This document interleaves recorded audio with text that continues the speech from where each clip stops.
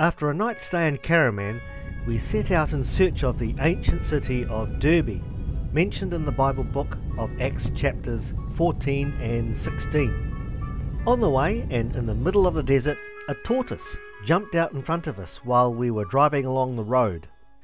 Unlike a turtle, which lives to 80 years in the sea, a tortoise lives to 150 years and lives on land. In the dry desert sun, the temperature is over 50 degrees, so I thought I'd offer the tortoise a drink, but it was in a hurry to get away, taking about 10 minutes to move a couple of meters. Oh, he's lost his stick.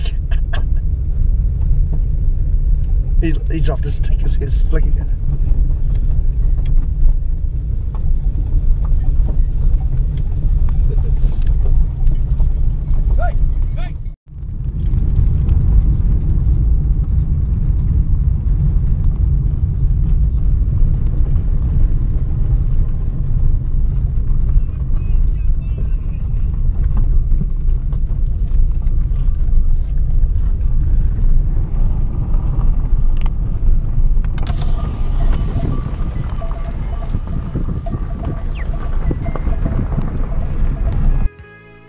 The location of Derbe was a subject of controversy, and there were two possible locations for the town.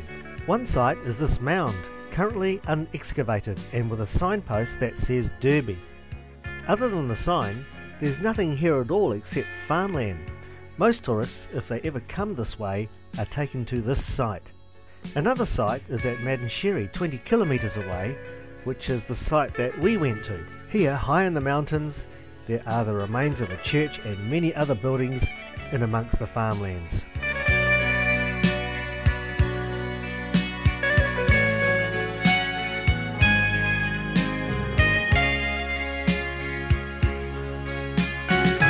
Why is it that archaeologists change their opinion about where Derbe is?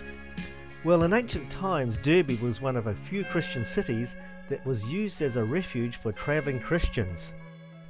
Unfortunately, in 300 AD, the Roman Emperor Diocletian persecuted Christians and burned and buried the city in a mountain of soil, which made its exact location difficult to find.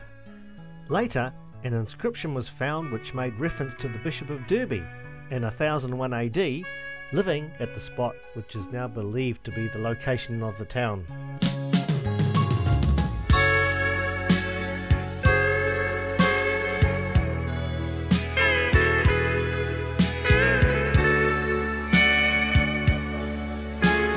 Catalhoyuk is one of the largest Neolithic settlements on Earth and one of the world's most famous archaeological sites.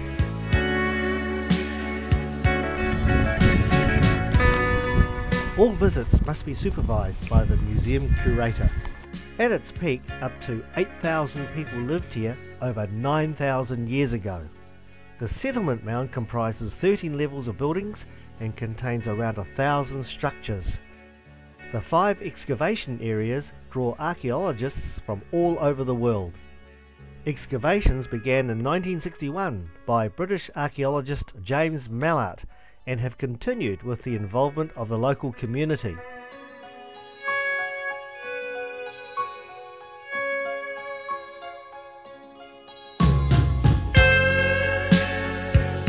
Archaeologist Mallard found this Mother Goddess figurine and proposed that Catalhoyuk was the centre of Mother Goddess worship.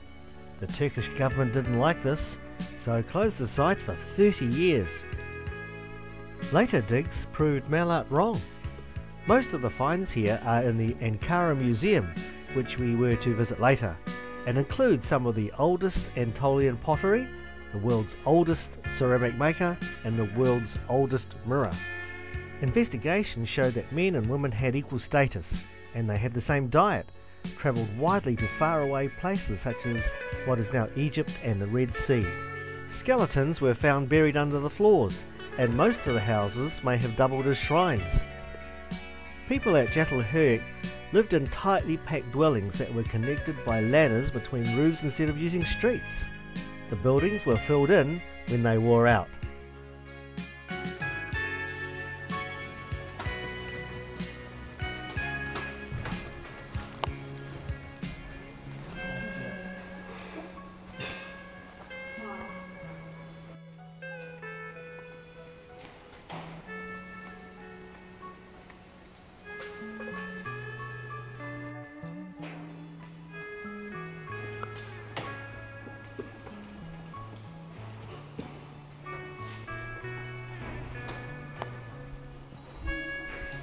The great thing about Catalhoyuk is that the displays tell us how archaeologists work and how they date things and how they draw the various conclusions.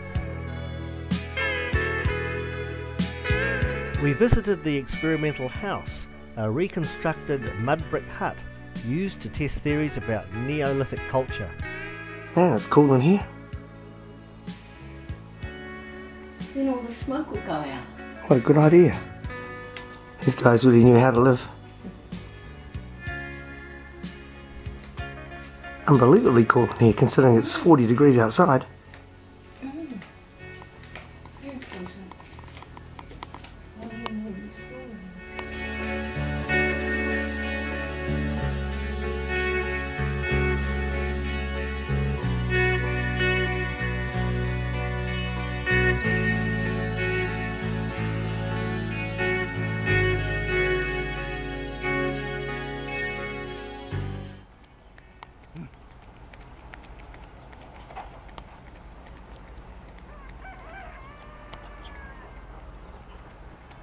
Lystra is now the town of Lystra, and its Turkish name is Kirgoz, and it's a tiny farming village. Travelling in a car in this region is hot and tiring. Just imagine how hard it must have been 2,000 years ago on foot and by donkey. The landscape is like a mini version of Cappadocia, which we were to see later. The Apostle Paul stayed here on his 3 Anatolian expeditions, and in 2008 was part of the celebration of the 2000th anniversary of the Apostle Paul's birth, in accordance with a declaration of Pope Benedict XVI.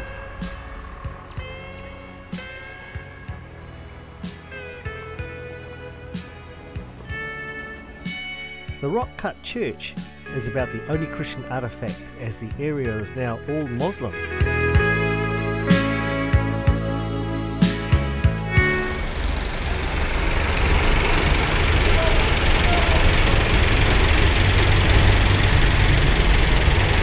That evening we pulled into Sato Hotel at Konya, booked through booking.com for $70 a night. After checking in, we went out for a look around the town and had a kebab for dinner.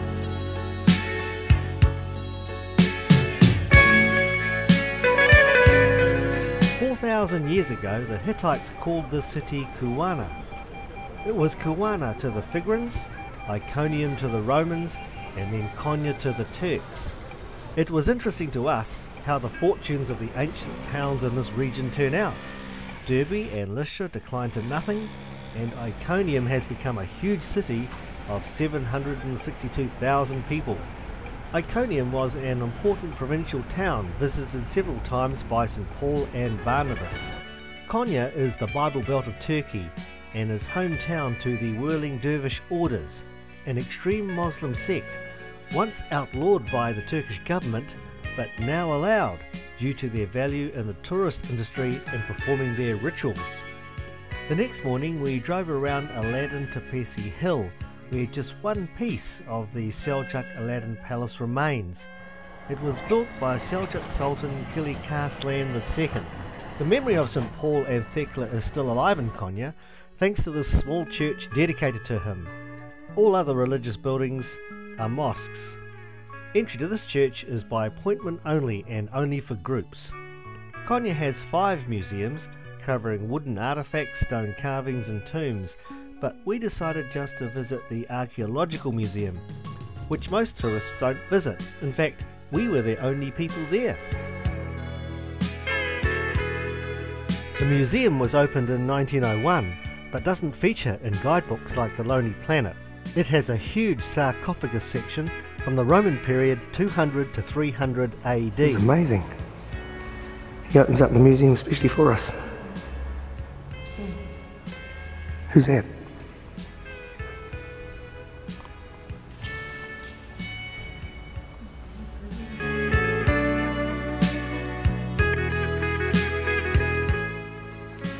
Man, there's a lot of stuff in here.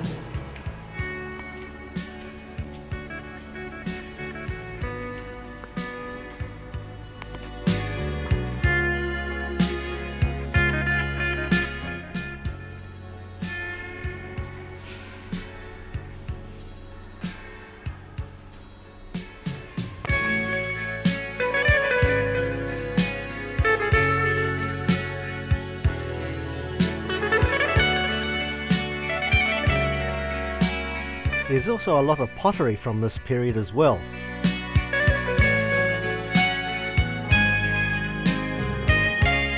The Assyrian section contains a bath over 4,000 years old and was used by the army to bathe its commanders, alright for some.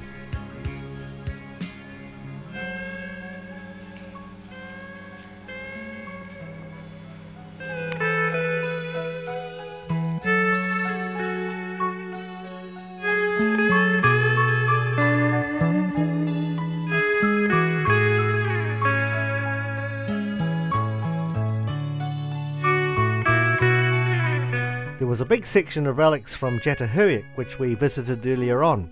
Relics 9,000 years old.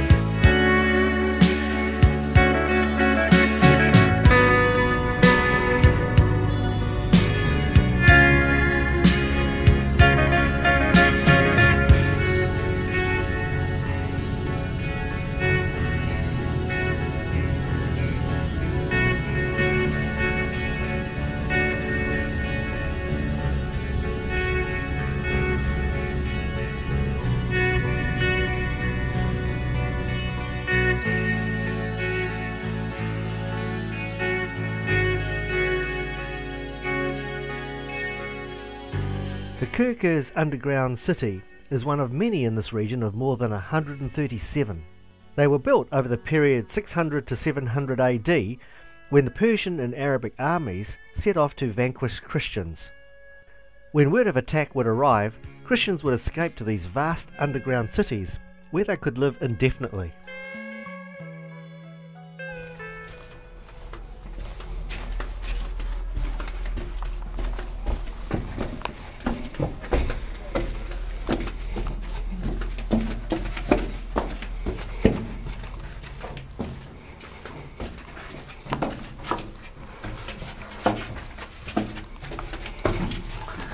People that lived here must have been pretty short.